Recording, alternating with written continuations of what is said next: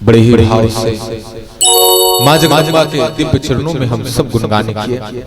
अब आओ एक भी क्षण समय को न गवाते हुए उस आदि शक्ति की अद्भुत महान कथा में हम सब प्रवेश जाने,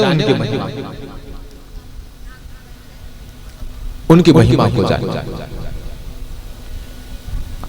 आज श्री व्यास जी महाराज बड़े ही दिव्य कथा को कहे,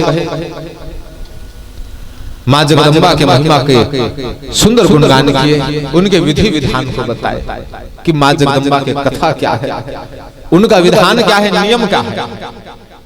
आज श्री व्यास जी महाराज कहे कि मां जगदम्बा का कहे कि वह विकराल स्वरूप क्या है, इससे आओ मैं तुमसे कहता हूं। और मां जगदम्बा के उस महान विकराल स्वरूप की कथा को बताने लगे। कहा कि इस नवरात्रि के पर्व में ये मां जगदम्बा की कथा उस प्रकार पुण्य को प्रदान करने वाली है, जिस प्रकार से सुंदर अंतरिक्ष मंडल में सुंदर नक्षत्रों के विशाल संख्या है, ऐसी संख्या का पुण्य प्रदान करने वाली है महान मां जगदम्बा की यह नवरात्रि की कथा है। श्री व्यास जी महाराज सबके सब भक्तजनों को, ऋषियों को कहते हैं कि आज भगवान श्री नारायण क्षीर सागर में सोए हैं। भगवान श्री नारायण क्षीर सागर में सोए।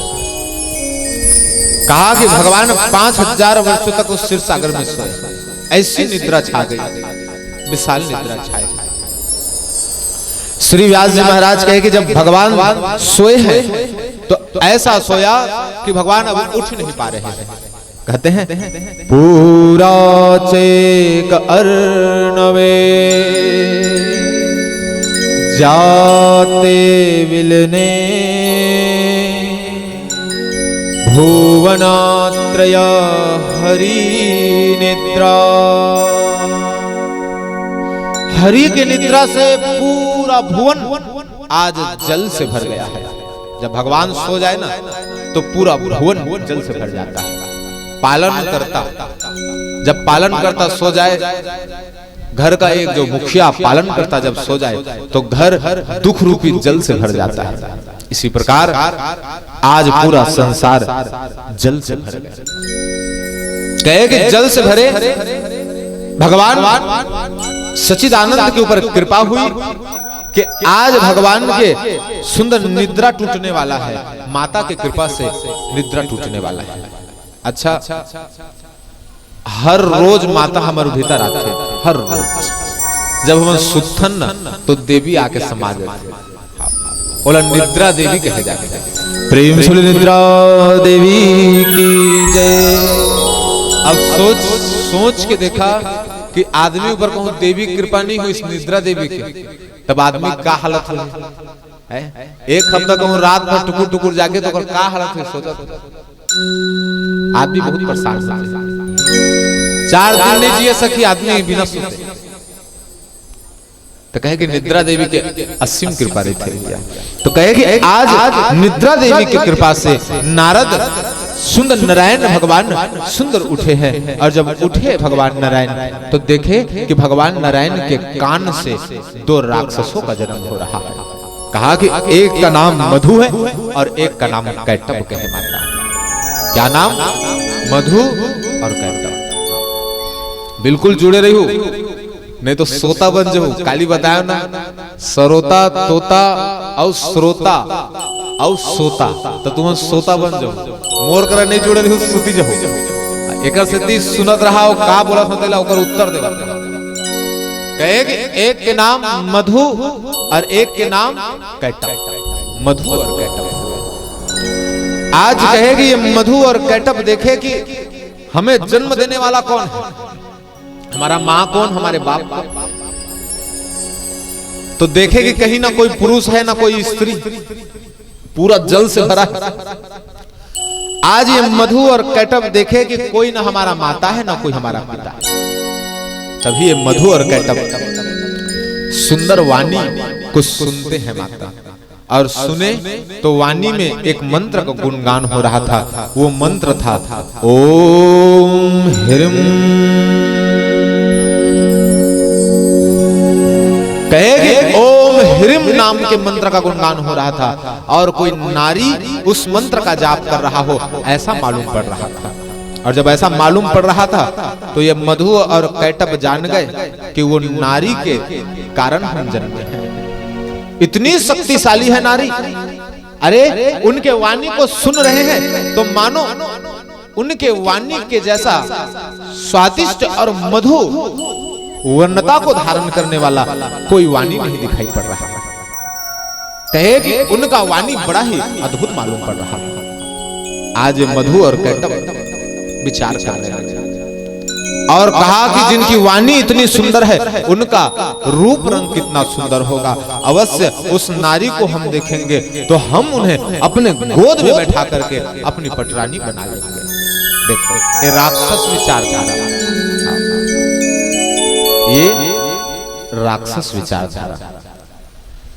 अगर सही विचारधारा होता तो वो कहते कि उस नारी को देख करके हम उनको अपना मां समझ लेंगे, लेकिन वो राक्षस विचारधारा है।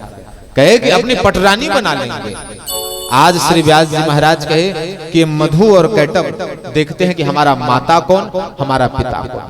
कहे कि उन्हें माता पिता नहीं दिखे।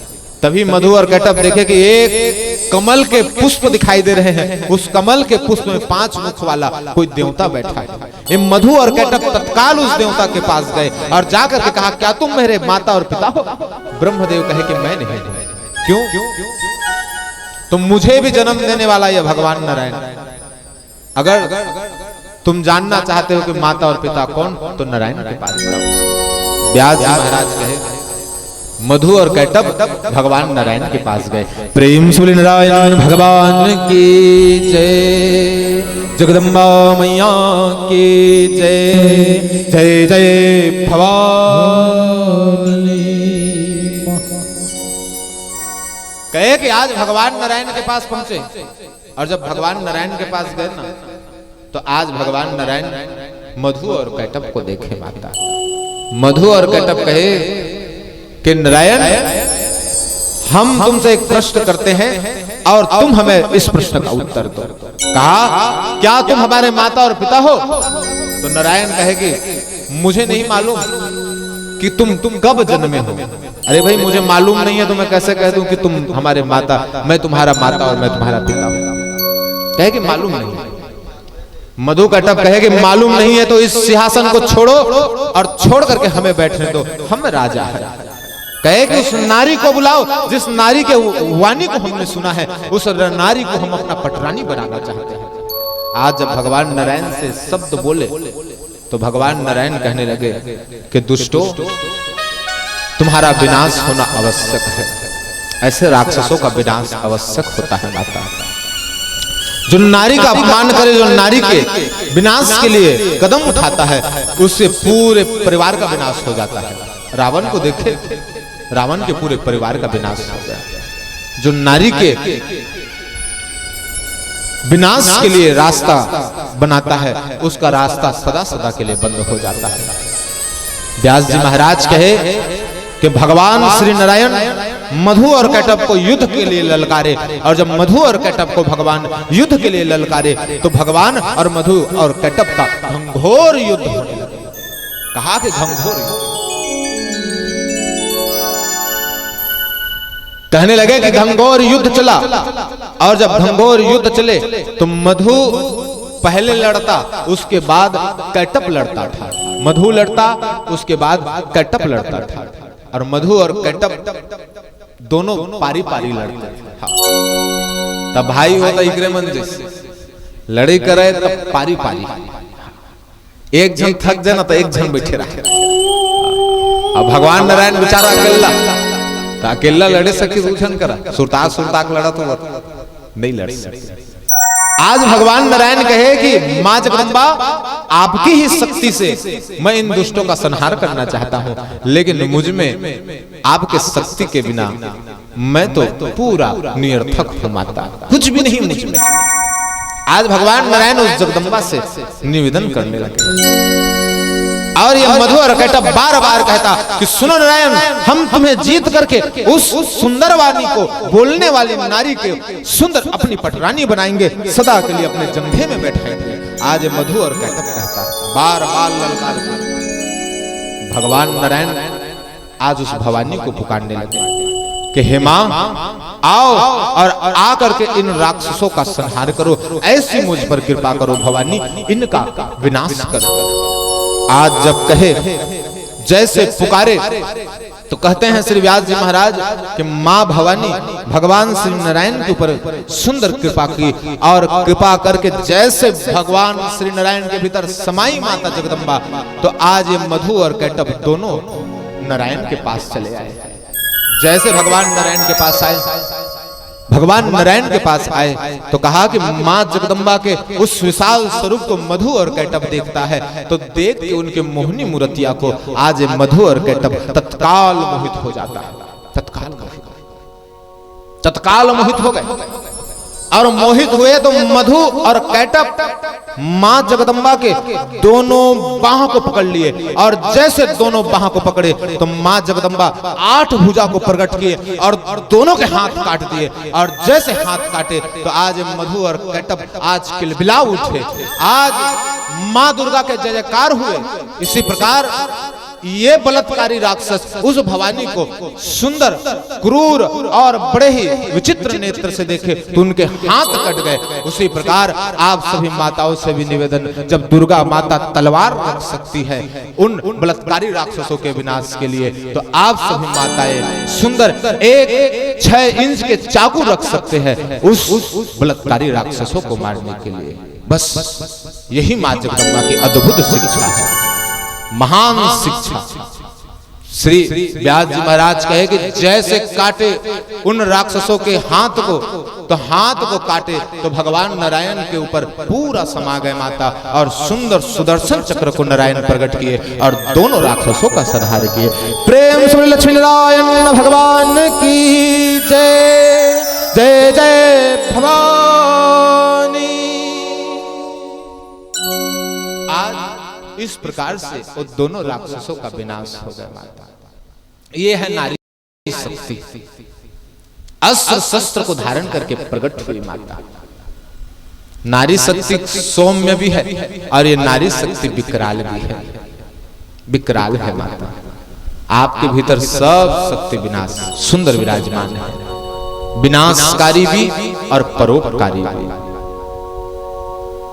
इसलिए आप सभी के आत्म सुरक्षा और आप सबके कल्याण हेतु आप सबको बारंबार सशक्तिकरण की बात किया जा रहा है कि आज मां जगदम्बा सशक्त होकर के जैसे इन राक्षसों का विनाश किए, तो आज सब के सब देवता उनके सुंदर चरणों को प्रणाम करने लगे। आइए हम सब भी उनके चरणों को प्रणाम करें। प्रेम से दुर्गा मैया की जय। जय जय भवानी।